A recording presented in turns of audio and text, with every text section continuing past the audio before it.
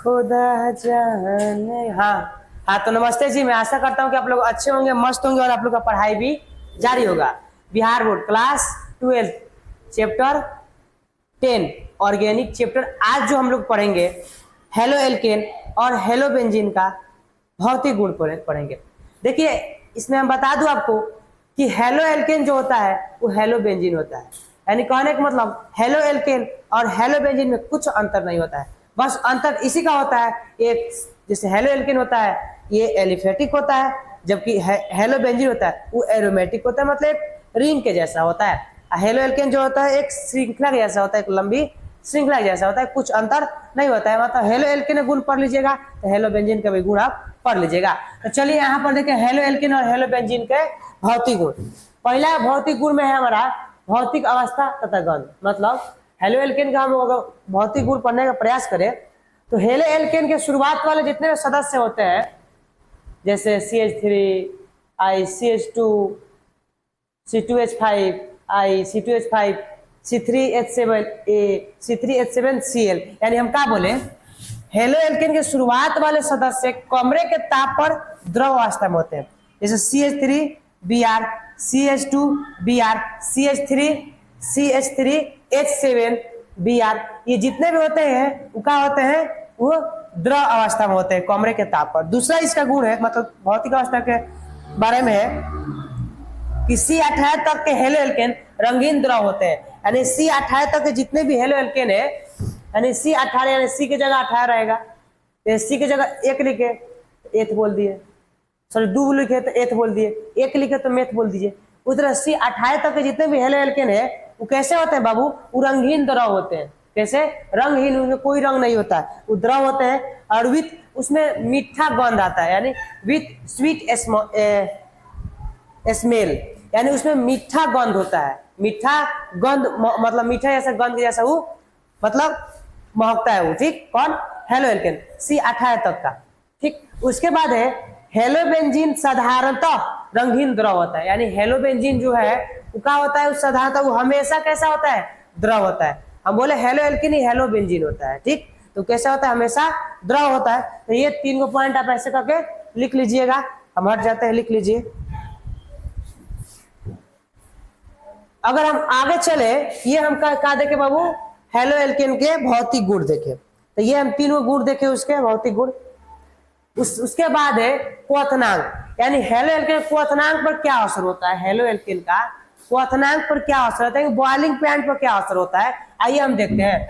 पर है समान एल्किल समूह, यानी समान, देखो आर आर है, आर आर है, समान है नो, समान एल्किल समूह एल्किल हैलाइड के क्वथनांक, एल्किल हैलाइड क्वथनांक उसमें उपस्थित हैलोजन परमाणुओं के परमाणु द्रव्यमान में वृद्धि के साथ बढ़ता है। यानी हैलोजन परमाणु का द्रव्यमान अगर बड़ा होगा तो उसका सीधा बात है हेलो एल्केन भी वो क्वथनांक उसका बड़ा होगा, मतलब ज्यादा होगा। जैसे हम बात करें आर आई का क्वथनांक जो होता है Br का अपेक्षा ज्यादा होता है, Cl की अपेक्षा ज्यादा, F की अपेक्षा ज्यादा होता है। यानी इसका कुछ पॉइंट हम देखें, यानी जिसका डायरेक्शन जो होगा, यानी Cl का क्वथनांक F का क्वथनांक Cl से कम होगा, Br का क्वथनांक Cl से ज्यादा होगा, I का क्वथनांक Br से ज्यादा होगा। यानी कैसे समझे, यानी इसका जो बाबू परमाणु द्रव्यमान होता है ना I का वो Br से ज्यादा होता है, और जो Br का परमाणु द्रव्यमान होता है वो Cl से ज्यादा होता है, और जो Cl का परमाणु द्रव्यमान होता है वो F से ज्यादा होता है। तो ये आपको ध्यान देना होगा, मतलब जिसका परमाणु द्रव्यमान ज्यादा होगा वही उसका भी क्वथनांक ज्यादा होगा। यानी परमाणु द्रव्यमान अगर ज्यादा हो रहा है तो उसमें उसका क्वथनांक भी ज्यादा होगा। यानी समान एल्किल समूह वाले alkyl R R R R, बस एल्किल समान है, हाइड्रोजन बदल रहा है, कहीं F है, कहीं Cl है, कहीं Br है, कहीं R है। क्वथनांक उनमें उपस्थित हाइड्रोजन परमाणु के परमाणु द्रव्यमान वृद्धि के साथ बढ़ता है। यानी अगर हाइड्रोजन का परमाणु द्रव्यमान बढ़ेगा तो उसका क्वथनांक भी बढ़ेगा। जैसे आर आई क्वथनांक Br से Rbr ज्यादा है, Rbr क्वथनांक Rcl ज्यादा है, Rcl क्वथनांक Rf से ज्यादा है। तो ये आप ऐसे करके क्वथनांक वाला एक नोट पॉइंट करके लिख लीजिए, साइड में स्क्रीनशॉट ले लीजिए। चलिए आगे चलते हैं। आगे क्या है ध्यान से देखिए,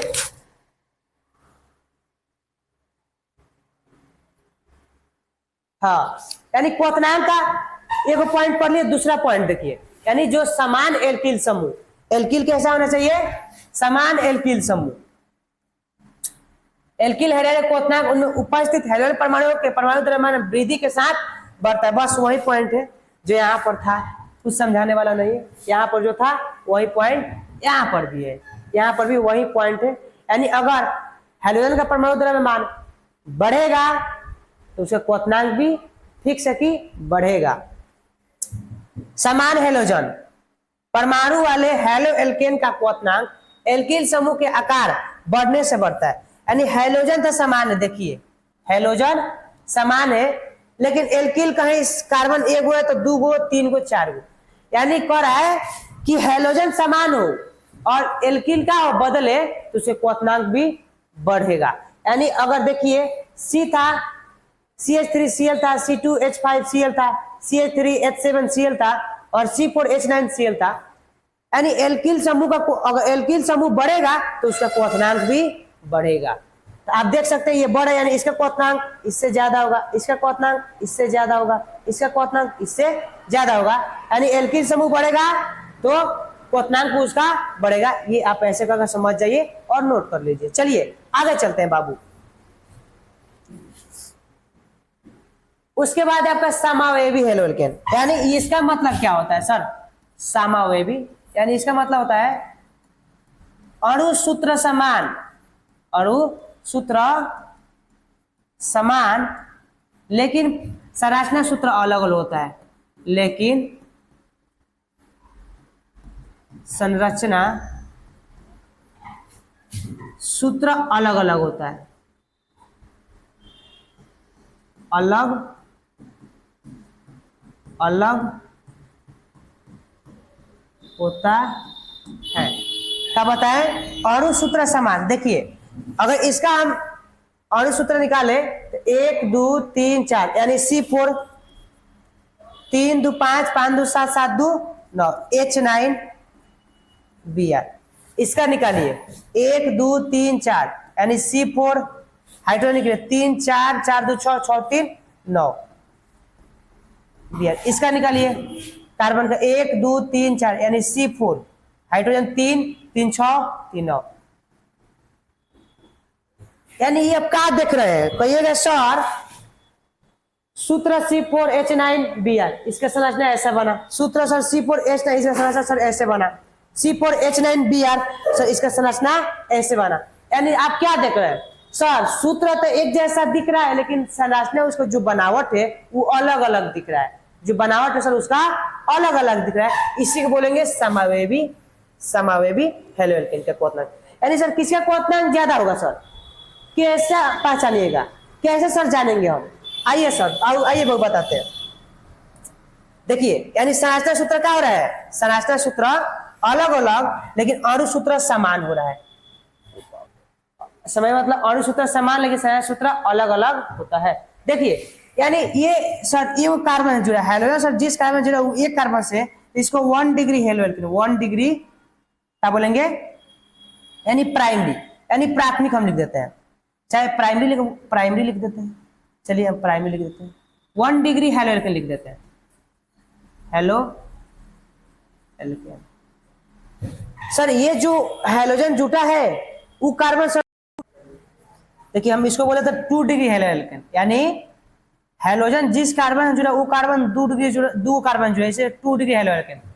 ये कार्बन है यानी जो हेलोजन है ये कार्बन जुड़ा है, ये कार्बन 3 को हेलोजन जुड़ा है, सॉरी 3 को कार्बन जुड़ा है, 1 2 3, इसलिए इसको 3 डिग्री हेलो एल्केन बोलेंगे। तो ये ध्यान दीजिएगा यानी जो 1 डिग्री हेलो एल्केन होता है उसका क्वथनांक हमेशा ज्यादा होता है 2 डिग्री 3 डिग्री हेलो एल्केन से। तो हम लिखे हैं यानी एक लंबी श्रृंखला है तो लंबी श्रृंखला को तोड़ने के लिए ज्यादा ताप चाहिए, ज्यादा क्वथनांक चाहिए।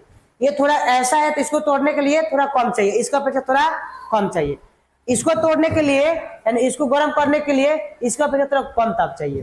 यानी सबसे क्वथनांक ज्यादा किसका होगा? ये लंबा वाला कहते हैं। 1 डिग्री हेलो एल्केन क्वथनांक ज्यादा होगा, 2 डिग्री हेलो एल्केन क्वथनांक कम होगा 1 डिग्री हेलो एल्केन से, 3 डिग्री हेलो एल्केन क्वथनांक कम होगा किससे? 1 डिग्री 2 डिग्री हेलो एल्केन से। ये स्ट्रक्चर ऐसे आप बना लीजिए। अब चलते हैं अगला पॉइंट, इसको स्क्रीनशॉट ले लीजिए। चलिए बाबू देखिए अगला क्या है। अगला हमारा जो टॉपिक है देखिए क्या है, देखते हैं आइए। देखिए विलयता, यानी अगला हमारा है विलयता। विलयता क्या है समझिए, यानी हेलो एल्केन जल में अविलय होता है किंतु कार्बनिक विलायकों में घुल जाता है। यानी जो बाबू हेलो एल्केन आपका है ना वो जल में कभी नहीं घुलेगा, जल में कभी नहीं घुलेगा। हाँ, लेकिन वो क्या होता है, वो कार्बनिक विलायकों में घुल जाता है, जैसे एल्कोहल एसीटोन में वो सब घुल जाएगा, लेकिन जल में कभी नहीं घुलता। उसी प्रकार हेलोबेंजीन भी है, वो जल में कभी नहीं घुलता है, लेकिन कार्बनिक विलायकों में घुल जाता है। ठीक, तो कार्बनिक विलायक मतलब जैसे एल्कोहल हो जाएगा, एसीटोन हो जाएगा, इस सब में घुल जाएगा, लेकिन जल में कभी नहीं घुलेगा। तो ये नोट पॉइंट होकर 2 लिख लीजिएगा विलयता में। ठीक है, आगे चलते हैं बाबू। आगे क्या है, घनत्व डेंसिटी, यानी जो एल्किल क्लोराइड है और एल्किल क्लोराइड है ये जल से हल्का होते हैं, जल से भी हल्का होते हैं, लेकिन इसमें जो एल्किल ब्रोमाइड है और एल्किल आयोडाइड है वो जल से भारी होते हैं। तो वही लिखे हैं एल्किल क्लोराइड और एल्किल क्लोराइड जल से हल्का होते हैं, जबकि एल्किल ब्रोमाइड और एल्किल आयोडाइड जल से भारी होते हैं। यही लिखे, तो ये नोट पॉइंट पढ़ लीजिएगा, आप लोग लिख लीजिएगा। ठीक है, अब देखिए हेलो एल्केन में हेलोजन परमाणु द्रव्यमान में घनत्व में वृद्धि होती है। आप सुनो, देखिए क्या बोले हम कि हेलो एल्केन में हेलोजन का परमाणु द्रव्यमान से घनत्व में वृद्धि होती है। यानी क्या, हेलो एल्केन में हेलोजन का परमाणु द्रव्यमान से घनत्व में, यानी हेलोजन का परमाणु द्रव्यमान बढ़ेगा तो उससे घनत्व भी बढ़ेगा। जैसे निश्चित एल्किल समूह के लिए निम्नलिखित क्रम, जैसे निश्चित एल्किल RR निश्चित है, लेकिन FCl Br और I बदल रहा है।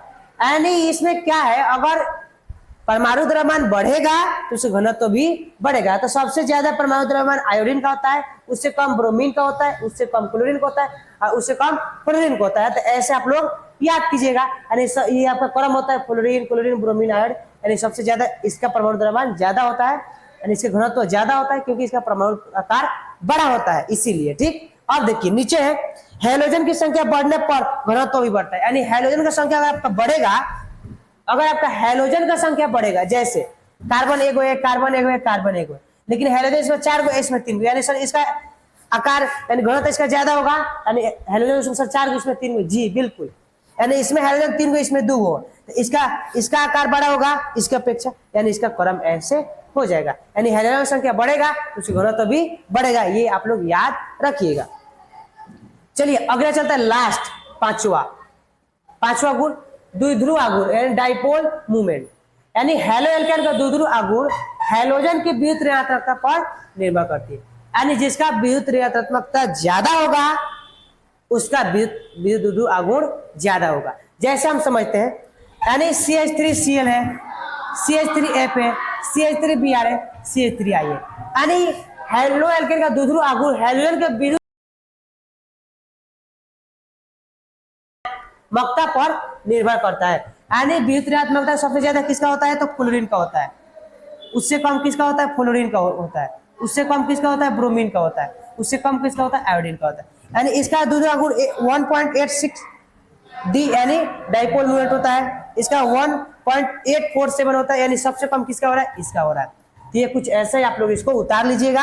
यानी विद्युत द्विध्रुव क्या होता है, विद्युत द्विध्रुव आघूर्ण क्या होता है, यानी विद्युत द्विध्रुव आघूर्ण का मतलब होता है अगर हेलोजन का जिसका विद्युत ऋणात्मकता ज्यादा होगा उसका विद्युत द्विध्रुव आघूर्ण सबसे ज्यादा होगा। ये आप स्क्रीनशॉट एक बार ले लीजिए। चलिए मैं आशा करता हूँ कि ये 5 को टॉपिक आप लोगों को समझ में आया होगा।